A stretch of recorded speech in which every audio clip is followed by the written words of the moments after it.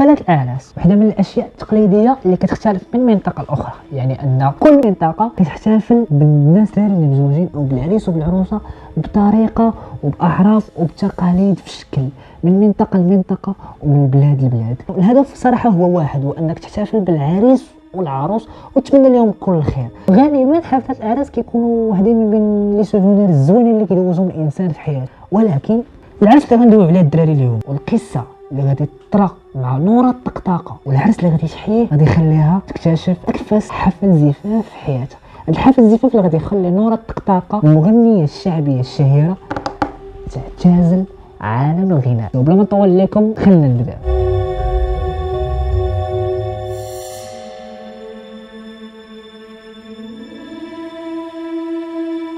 السلام عليكم. عالم الجن عالم كبير بزاف. كما الله سبحانه وتعالى خلق الانس فخلق مخلوقات اخرى كتتقاسم مع الانسان العيش ديالو على كوكب الارض سميتهم الجن. فينا اللي كيصدق وجود الجن وكيقول انهم مخلوقات ذكروا في القران وكيتقاسموا معنا العيش على كوكب الارض، ولكن كاين نوع اخر ديال الناس اللي كينفيو وجود الجن وكيقول ان وجودهم غير من محض الخرافات اللي تيقناها عبر التاريخ. عالم كبير بزاف وكثر ما تتخيل، عالم اللي مليء بالاسرار، منها اللي كنعرفوها ومنها اللي ما كنعرفوهاش. اليوم غنكشفوا الغطاء على واحد من بين اكبر الاسرار اللي تداولت وتقالت على عالم الجن. سميتي وليد مالح، كندير بزاف ديال الحوايج في هذه القناه هذه.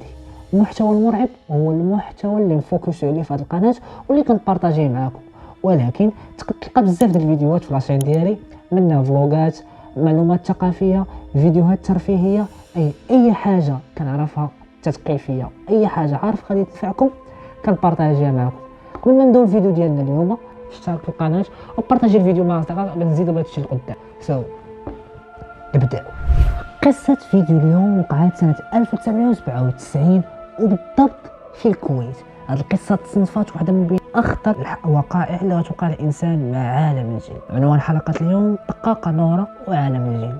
في يوم من الايام دقاقه نوره غادي تلقى اتصال. هذا الاتصال غيكون وارد من عند واحد السيده كتقول لها انها باغا انها تحيي ليها العرس ديال بنتها، ولكن دقاقه نوره كتعتذر السيده وكتقول لها سمحي لي بزاف لالا ما نقدرش انني نلبي لك الطلب ديالك لان اليوم هو يوم فاكونس ليا، هو اليوم ديال العطله ديالي، ما نقدرش انني نجي لك، كنعتذر منك بزاف ومرحبا بك في شي نهار اخر، ولكن اليوم ما نقدرش انني نخدم فيه. ولكن السيده غتلح على نورة الدقاقه بزاف لدرجه انها غادي تلح عليها وغادي تقول لها انني غادي نلغي العرس ديال بنتي ومستعده انني نلغي زواجها الا ما جيتيش. العرس ديال بنتي مستقبل ديال بنتي مرهون بالحضور ديالك انت، لاننا مراهنين بزاف ديال الحوايج بالحضور ديالك انت. الحضور ديالك ما تخيليش على لا شحال كيمثل لينا في العائله ديالنا. السيده نورة شافت حتى عيات وقالت تأدي الواجب وتمشي ديال السيده خاطرها رغم انها الاجازه ديالها. العرس غيبدا مع 10 الليل وبالضبط في واحده من بين اكبر الفيلات اللي كاينين في الكويت. الفيلا هذه اللي غتعاد على واحده من بين ارعب الحوادث اللي وقعت للانسان مع الجن. نورة وفرقتها شدوا الطريق باش انهم يحيوا العرس. في طريقهم كانوا ما مرتاحين الصراحه، وشي كيخبي على شي عدم الراحه ديالهم لهاد الحفله هذه. مني وصلوا كيتصدموا بالمنظر اللي غادي يلقاو.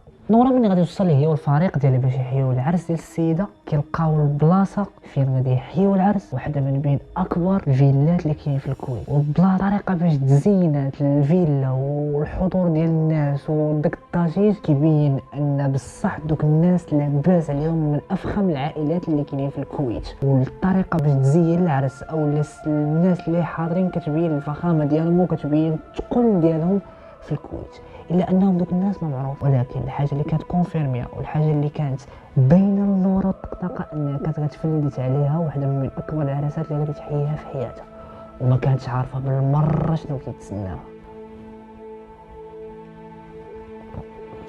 وبات العروسه تستقبلهم وغادي يتم ضيافتهم بشكل ملكي.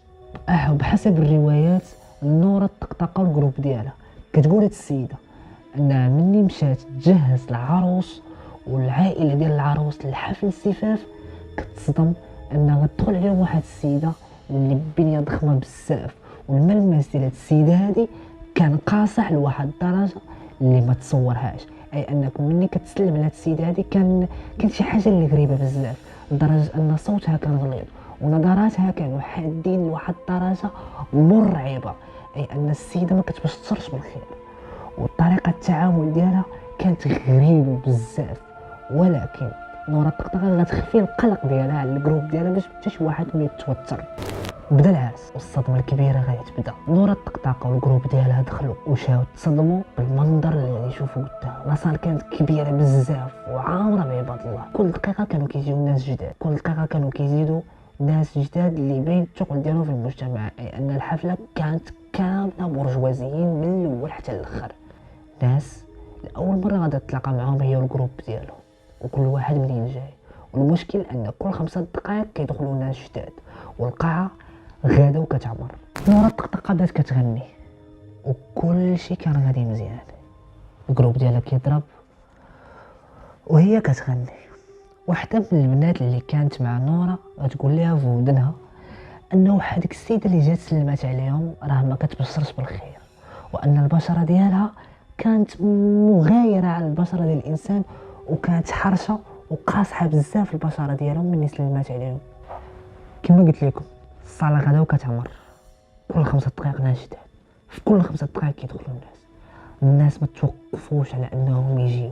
كل دقيقه اسره جديده كتجي، وكل ما حاولت نورا انها تاخذ استراحه هي والفرقه ديالها كيجيو يرغموها الناس على انها دير خدمتها وتنوض تغني اكثر واكثر.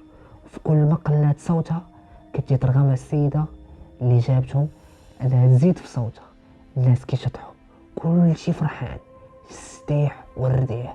بل والارغب والارعب هو انهم في كل لحظه يزيد الصخب ديال الصاله وكيبداو ينقزوا وكيشطحوا. وتما غادي تحدث واحد الحاجه اللي حتى شي واحد ما غادي يكون راد ليها البال او لا توقعها.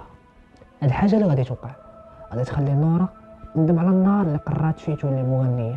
غتخلي نورا تندم على النهار اللي قررت انها تدخل المجال ديال الغناء، وغادي تخليها تعتزل.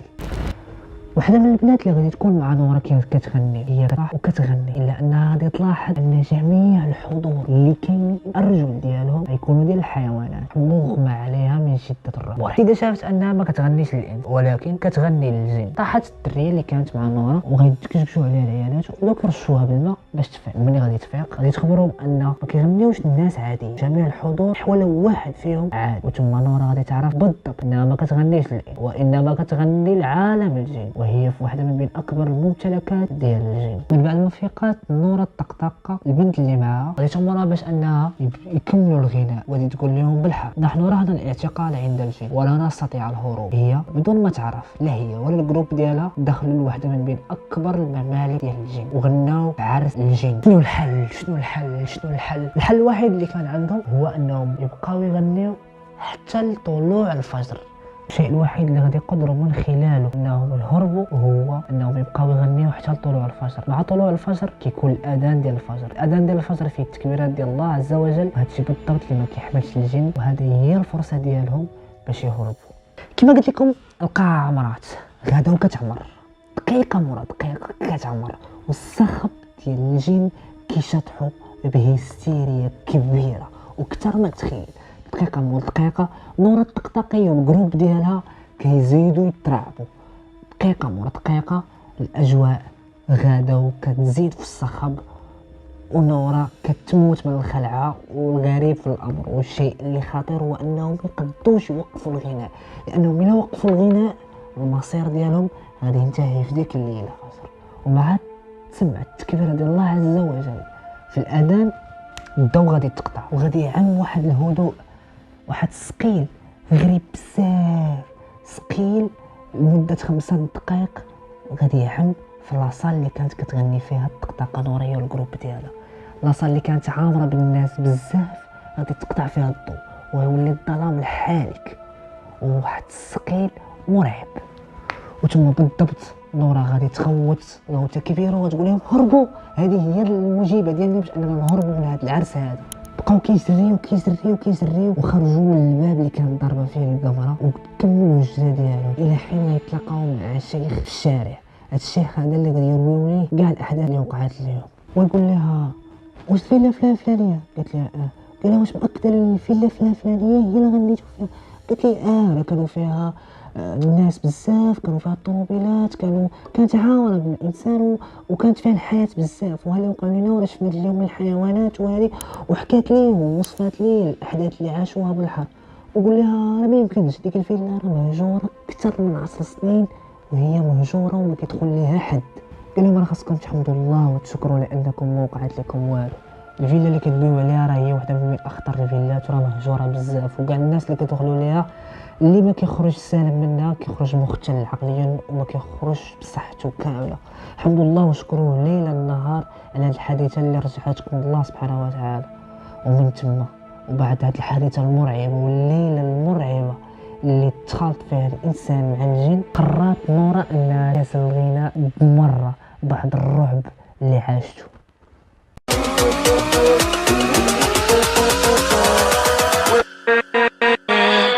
With